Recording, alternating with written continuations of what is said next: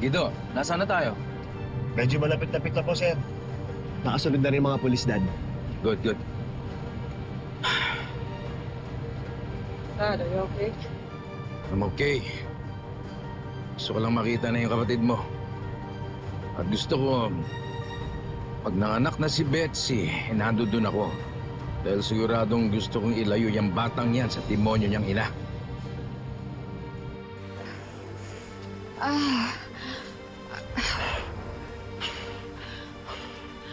Nay, nagko-contract na ako eh. Nay, makanganak na ako. Nararamdaman ko na. Ikaw kasi sinabi ko lang tawagan ko ni Kumadrona eh. Pero, mas komportable ako manganak sa ospital. Kahit sa klinik man lang. Nay, Bahala ka, ang kulit-kulit mo naman. Sinabi nang hindi natatawagan ko ni Kumadrona ngayon na.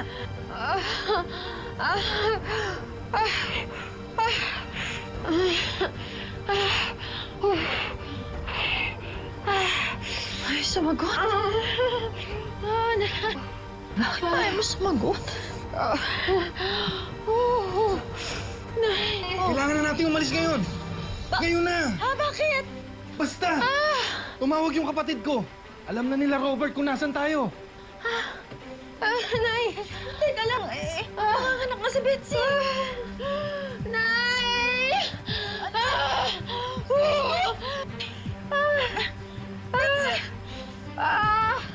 Betsy! Nay! Hindi ko na kaya! Yung palibagan ko, kailangan natin magpunta ng ospital. Puputok na! Tara na, Nay! Tara na, Nay!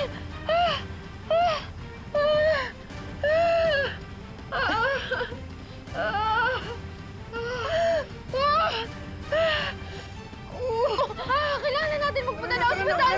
Wala na tayong oras. Sandali! Sandali yung palibagan ko! Yung payong. Susan, kunin mo yung payong. Saan mo siya daan? May alam ako. Tara, tara, tara. Bilisan mo. Nay! Ako, anak! Ano ka ba? Saan ba tayo pupunta sa madadali ng anak ko? Ryan! Hindi na tayo pwedeng bumalik sa bahay. Baka abutan nila tayo doon. Saan manganganak si Dito na siya manganganak. Dito manganganak si Oo, Betsy? dito.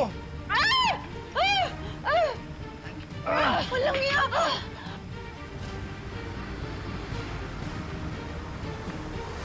Ayun yung farmhouse. Halika.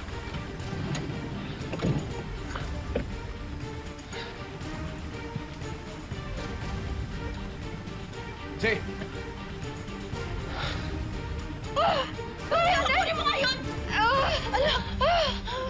Akin na! Bigyan yung dalawa dyan. Ano kaya mo? Nay, hindi ko na kaya! Susan, bilisan nyo na dyan. Baka abutan tayo dito. Nay, hindi ko na kaya! Hindi ko na Betsy, makinig ka sa akin! Kayanin mo! Hindi tayo pwede mahuli. Dahil pag nagkataon, kukunin ni Robert ang anak mo at hindi mo na makikita ulit yan. Hindi pwede hawakan yung anak ko. Anak! Inanayin!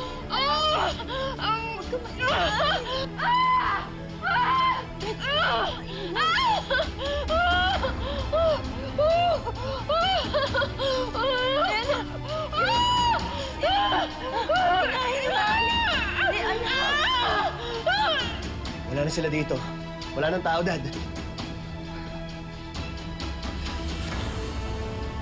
Sika! Yan ang ako! Isa pa! Isa pa! Hintay!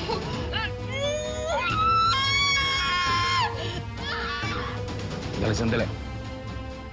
Narinig niyo yun? Sigaw ng nanganganak yun. Dito, dito! Tara natin. Wait! Bakit? Ay na! Kalabahin niyo! Oh, bilisan nyo yung dalawa dyan.